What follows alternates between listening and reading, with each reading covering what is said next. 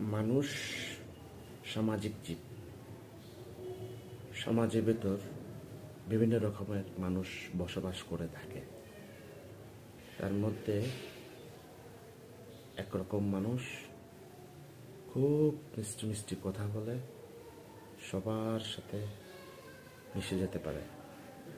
আরেক রকমের মানুষ, তারা কারো কিছু তোয়াক্কা করে না, সবাইকে কটু কথা বলে এরকম। আর কিছু মানুষ রয়েছে, তারা কিছুর মধ্যে নেই, তারা নিজে যেটাই বুঝে সেটাই করে। তো এই তিন রকমের মানুষ থেকে সব থেকে মারাত্মক হচ্ছে, প্রথমে আমি যাদের কথা উল্লেখ করলাম, অর্থাৎ যারা মিষ্টি মিষ্টি কথা বলে সবার সাথে মিশে, ওরাই সবচেয়ে ভয়ঙ্কর।